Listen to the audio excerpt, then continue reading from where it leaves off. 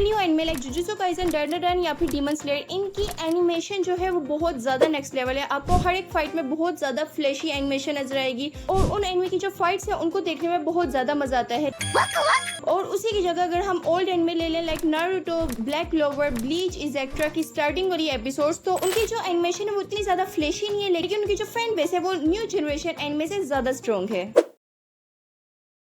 जो old generation anime थे उनकी जो स्टोरी लाइन थी वो स्लो बर्न थी, उसमें कुछ भी बहुत ज्यादा फास्ट नहीं हो रहा था। लाइक हर एपिसोड में कुछ ना कुछ अचीवमेंट नहीं आ रही थी। अनलाइक न्यू एनिमे जैसे कि हम सोलो लेवलिंग की एग्जांपल ले लेते हैं, उसकी हर एपिसोड में जो हमारा ओरा फार्मर है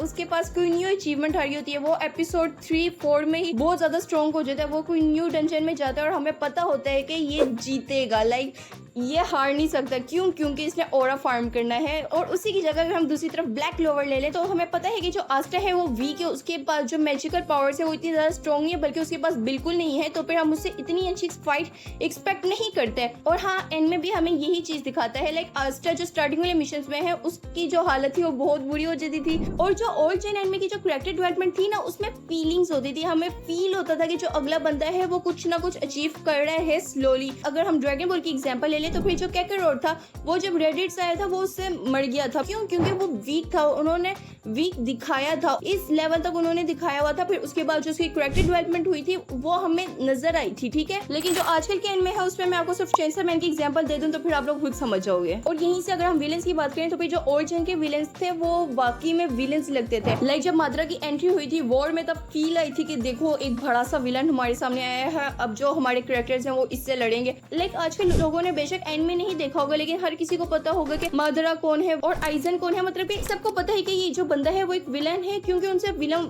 वाली सही वाली वाइब आती है और वो आउट ऑफ नोवेयर विलेंस नहीं बनते। उनके पीछे एक पूरी स्टोरी उन्होंने दिखाई होती थी। और बेशक ओल्ड एनिमे में जो विलन की स्टोरी थी वो बहुत ज्यादा लंबी होती थी, लाइक हंड्रेड्स ऑफ एपिसोड्स लग जाती थी, लेकिन उनकी जो स्टोरी थी उनको देखने में मजा आता था। लेकिन जो आजकल के न्यू एनिमे है उसमें ऐसा कुछ भी नहीं होता। और जो ओल्ड जेन के जो पावर सिस्टम थे वो तो थे ही अलग ना। लाइक अगर हम नारुतो की एग्जांपल ले ले तो फिर उसमें हम सबको पता है कि जो होकागे कौन है, शिनोबी कौन है, और जो फाइट्स हो रही है वो क्यों हो रही है, लाइक पूरी स्टोरी क्या है। लेकिन अगर हम दूसरी तरफ जुजुत्सु काइसेन की एग्जांपल ले लें तो फिर मुझे आज तक समझ नहीं है कि जो कलिंग गेम है उसके रूल्स क्या हैं।